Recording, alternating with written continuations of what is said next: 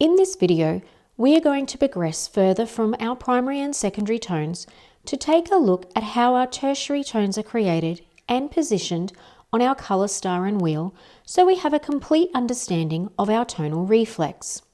Our colour star video ended with us identifying our primary colour triangle, mixing our primary shades to create a secondary triangle, and joining them together to create the colour star.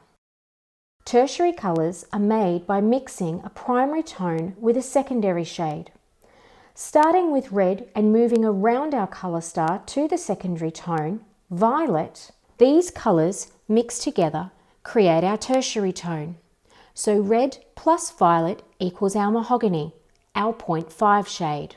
Continuing around our triangle from violet to blue, these colours mixed together create our tertiary tone of blue-violet, 0.8.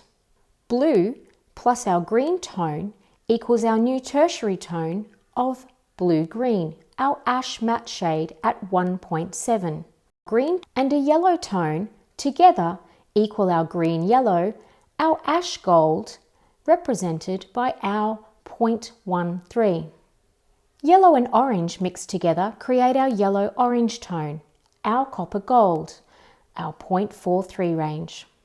Orange and red combined create our orange-red tertiary reflect. Depending on the distribution of these colours, this can represent a copper red, a 0.46, or a red copper, a 0.64. Taking a look at our tertiary colour star, you can see here a simplified placement of our primary, secondary, and tertiary tonal reflex. A more advanced version of this can be found in the placement of our colour shades on our colour wheel.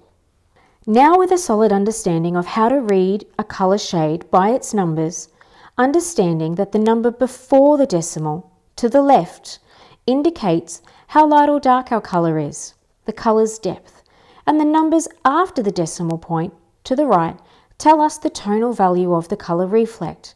We can start to put this all together to move forward into understanding this information and how it will influence our colour and tonal selections.